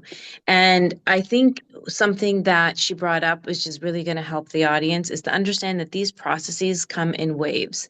And what I mean by processes are the erosion of constitutional protections. So she talked about 9/11 and the creation of Homeland Security and all of the 7 sub-agencies that come forth. And I know that I've stated this before, but after 9/11 is when they replaced probable cause with reasonable suspicion. And so they're lowering the threshold of how to go after individuals, fill their quotas, and give the indication to the country that something is being done and they've got the bad guys. And what we realized with 9/11 is that there were so many individuals that were victims of secret evidence. There were so many individuals that had a violation of constitutional protections that turned out to be problematic, that now civil liberties and civil rights organizations are reaffirming. Let's not make this mistake again. And so now, what is the job at this time? And I know I've spoken about this before, but if you look at the motivation of what it was after 9/11, keeping the country safe, but at the same time giving the message that if we targeted and we identified Muslim Americans or Muslims as a consistent threat, which was untrue, in the whole nation and as a whole population, sweeping monolithic generalizations, which was untrue. What we're seeing now is halting demographic change. And so the job is to halt demographic change. The numbers are changing of what our country looks like. And you can take the approach of delivering the message that multiculturalism and the change in demographic change is dangerous. And that's really what is happening, is once you can prove that it's dangerous. If you look at the lines, the media and the narrative talking points that defend the way we're dealing with the Somalian population in Minnesota, these are the talking points. Why is it only in Somalia that why is it only in Minnesota where there's a population of Somalians where there is so much unrest, where there is so much fraud? These are false narratives against a immigrant community or Somalian American community that are unfounded, because there are fraud across the country. So I think this is what's very critical for us to understand, is that the job is to halt demographic change. Once we understand that, then we know that all the narratives will feed into that. And how do we do that? Well, we get to the bottom line of how we can erode constitutional protections to make this true. So if you look at what the orders are coming out now, I don't know if the audience is aware, many of you may be, but now ICE agents are entering into homes without a proper judicial warrant. In fact, they've changed the threshold of what a warrant looks like. And so not only has probable cause been eroded, but the process of what a judicial magistrate states, that you can enter into people's homes and arrest people. So that is in itself a violation of the Fourth Amendment. And then obviously you've seen in the last 5 days the arrest of journalists. And we will see, and we have seen journalists be arrested and released. And what is the message that is being given? It is fear, it is intimidation, and at the same time, it is to suppress information that needs to come out of how people are being treated. And this is the first line of defense against misinformation, is having journalists be able to be share the fact and share the truth without compromise. So I think the fear intimidation helps the policy of erosion constitutional protections to get people on your side. We have to be awake to it. We have to know anytime that they are putting people behind bars that are trying to tell the truth, it's problematic. I know Reed touched on this before, but and independent media is very, very critical. And so the change of the Fourth Amendment going into people's homes, arresting journalists, and then I think something that was extremely problematic for people to see, which I saw early this morning, was the arrest of parents during school drop-off. And I'm not sure what state it was. If somebody can tell me, that'd be great. But I actually can't recall right now because I'm seeing so many of these things in the feed. But parents were actually dropping off children to school and they were being arrested in front of their children. So I think that the fear, intimidation, and the dehumanization of this whole process is resulting in the ability for people to erode the Constitution. And that's why I keep going back to this, that this is not a political issue. This is not a Republican or a Democrat issue. If you're an American, then you have to support the Constitution. And if you are identifying individuals that you have voted for, that you have put your trust in, put in leadership positions that are doing things that are violation of the Constitution, call it out as un-American. And that's the only way that we're going to get to the center of this. The other thing that I wanted to talk about is I agree with Marie that leading an impeachment charge is not easy. And for the people that say that it's not going to go anywhere, what it does do, no matter what, is create the ability for the mass population to understand how you can take an offensive strategy to curtail instead of playing defense. And I think a lot of people don't see that impeachment is an offensive strategy to resolve these issues in which the Constitution is being violated. And the 5 major things that I see as far as policy advancements, and I know that Congresswoman Robin Kelly said that she wants to include this in the request for DHA's funding. But one is replacing the GoPro cameras with body cameras that other law enforcement agents use. I want to remind everybody that this is over $850 billion that the DHS got. There's no reason they can't afford cameras. The reason why GoPro cameras are problematic is because they can be edited. In cases like Alex Preddy, we need to make sure that the body cameras provide footage that can be authenticated. So that's number one. Number two, obviously, no masks, because there's no accountability if you have masks. Number three, actual certification or evidence that individuals have been trained of how to handle weaponry and arms. You know, no matter what you want to describe of what people saw with Alex Pretty's death, it was a consistent line of shooting. But at the same time, when that happens, if you want to defend it, that, you know, Bovino stated this, that the ICE agents had a split second to decide what to do. Well, that's what armed weaponry control means. Are you trained to be able to handle it? And I think that is key. We have no evidence that these agents are trained to use these arms and these weapons. And then obviously, when there are children involved in these cases, Congresswoman Robin Kelly's talked about what happened in Chicago with Midway Blitz, with the helicopter landing on the roof and children being zip tied. And then children also in Chicago were left on the side of the road, and now children are being detained. So how do you handle high conflict resolutions, high stressful situations when there are children involved? We have no idea if these agents are trained on that. So I think all of these policy requests and advancements can be brought up state by state. I know that Congresswoman Ro Khanna is leading that at the federal level, and Congresswoman Robin Kelly will lead it. But every state, and I'm speaking about Illinois, every state can put these policy directives as a priority because it creates the expectation, it creates education, it creates the standard that we should follow. And I think in Illinois, the Accountability Commission, for those of you who don't know, there's an accountability commission that was formed by executive order by the governor, just had a hearing, and they're asking for policy requests. What should we do in Illinois? And this is a opportunity for all of you that are listening, Republican or Democrat, that are understanding that the Constitution is the most important thing, and you're uncomfortable about betraying your party alliance or the family members or the friends that you've always known, you don't want to come out publicly, go ahead and go to the Accountability Commission, include that link there. There's a link on there on the website. You can find it on the Illinois State Government website, and introduce your policy directive. Say, you know, actually, I think training is required. I do think masks are a problem. I do think that stopping families when they're doing school drop-off is dehumanizing. I do think that this is not an American issue. And this is how you will break the echo chamber. When we forget that our priority is to protect ourselves and protect our neighbors, no matter what their political affiliation is. Once we recall that is when we're going to get to the finish line. So I want to answer the question of what is the job? The question of what is the job? Our job is to get to the finish line, to be able to protect the Constitution, so we can have our protections, protect our neighbors and ourselves. That is our job, and that's what we have to take on.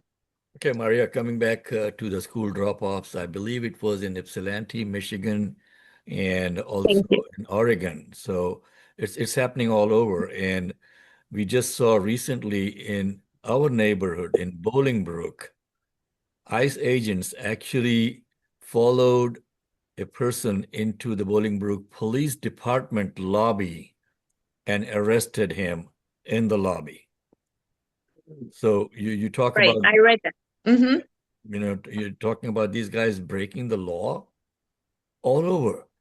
Marie, it's becoming so endemic now that in my monologue, I was talking about these things also, that people start taking this as the new norm.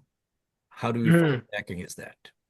Yeah, and that's the part, right? This is actually a formal stage in all fascist regimes. It's called inoculation, right? Is that they do all of these, they start with some microaggressions and then occasionally a macroaggression. Then they turn to all macroaggressions on all fronts. So now when people and just standard Republicans hear about murder in the streets, they're like, oh, wow, that's bad, but what are we going to do? And they throw their hands up. And so now they're trying, so the Trump administration is trying to make this so intense and grave that everyone feels like we can't fix it. Well, newsflash for everyone.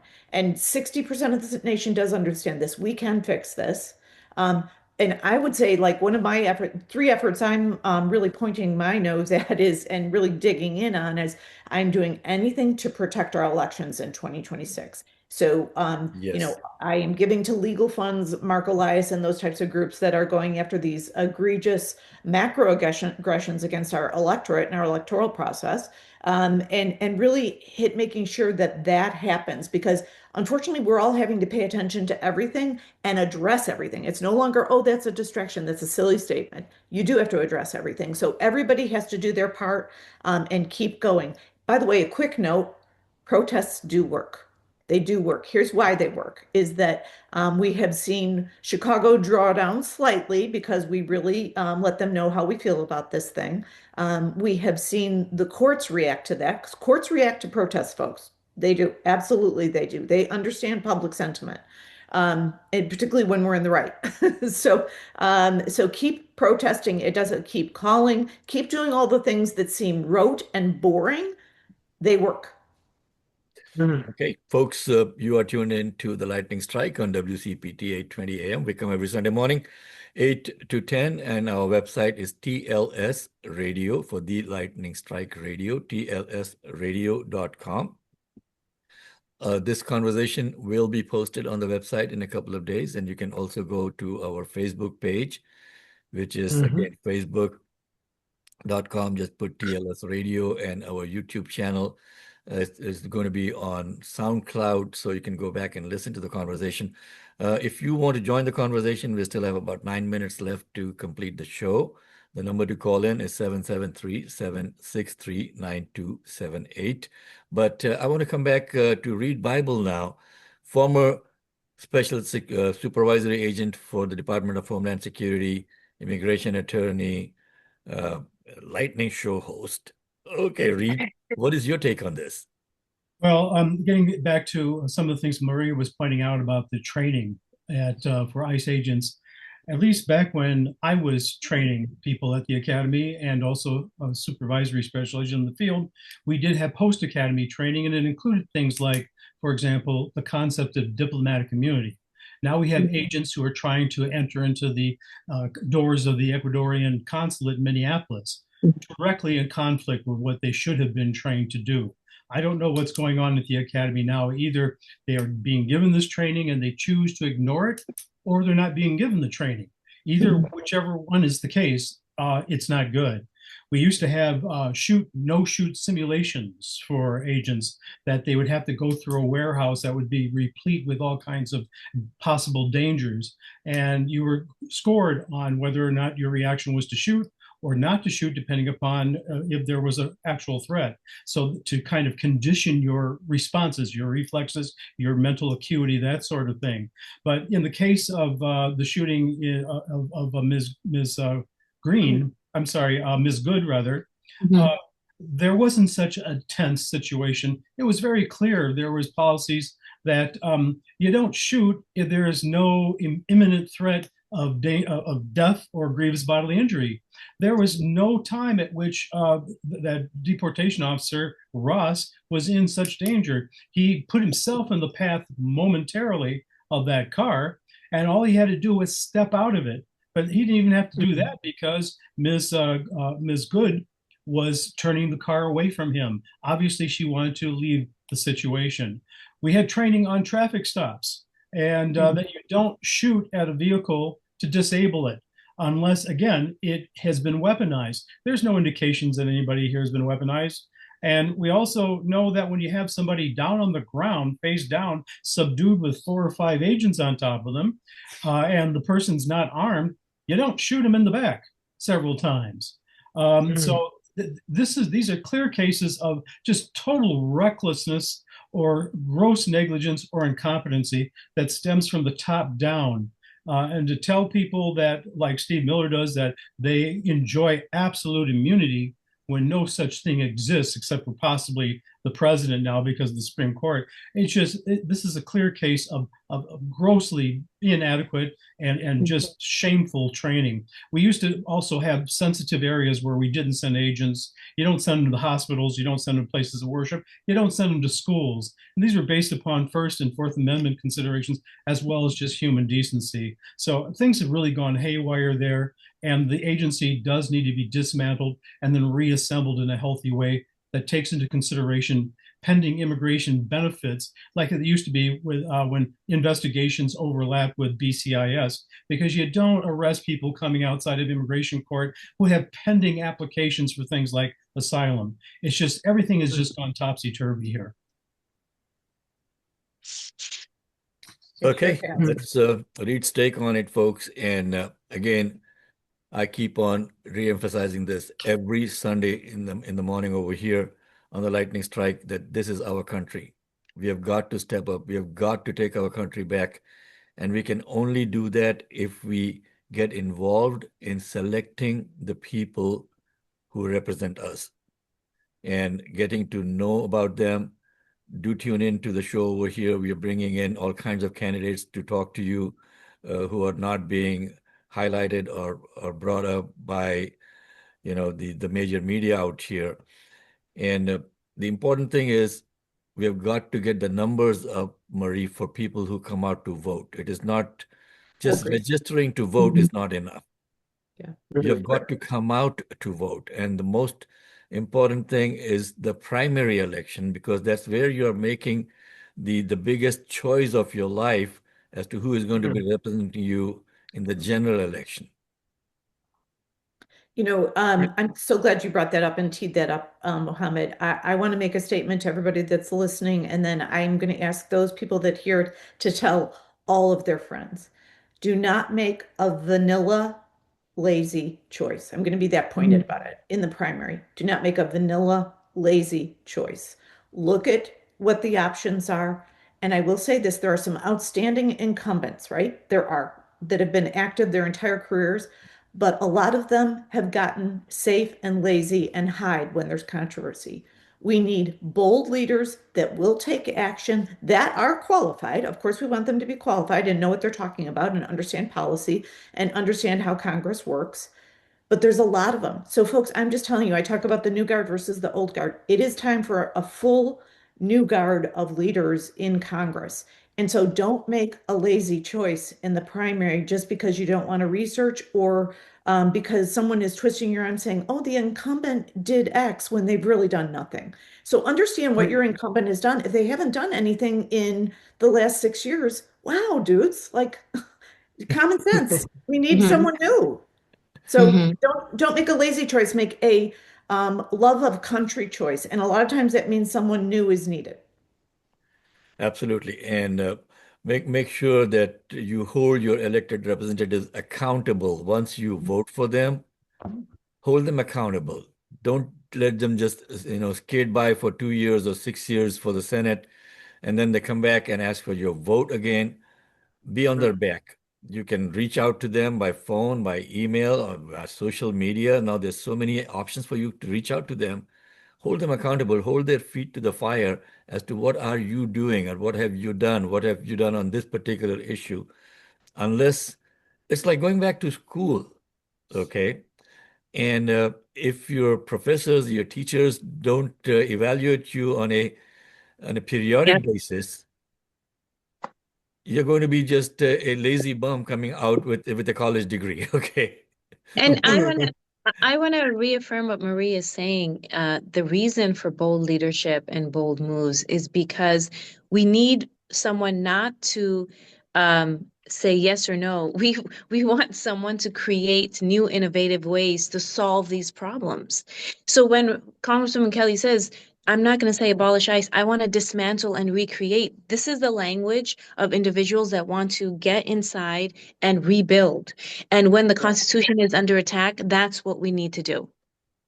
Absolutely. And it's 9:58, folks. Thank you all for listening to the Lightning Strike today. We thank you, Dr. Sheila White, for obviously bringing in great guests. We are back to our normal programming. And we had Renita Young joining us today. What was Renita's organization again, Dr. White? The Vocal Group. Vocal Group. The Vocal Group. And she's also a professor and also a host on WBBM Radio. Thank you, Marie, for bringing in Dr. Kelly. We also had Karina Villa joining us, and we had Kevin Ryan, who is also running for the U.S. Senate. Not very well known, not very well funded, but has got great ideas. And we need new blood. We need new blood. We need people with new ideas to represent us. Thank you, Maria, for coming back from your world trips to join us again. We've been missing you.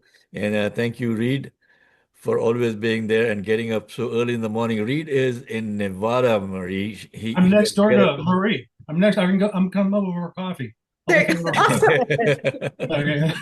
So it's 10 o'clock. We are signing off for the show today, and we will be heading out to the remembrance ceremony, or the remembrance for Ken DeLuke, our co-host here on WCPT on the Lightning Strike. We'll see you all back same place on next Sunday in the morning. Thank you so much for joining us. Do follow us on our social media and our website, tlsradio.com.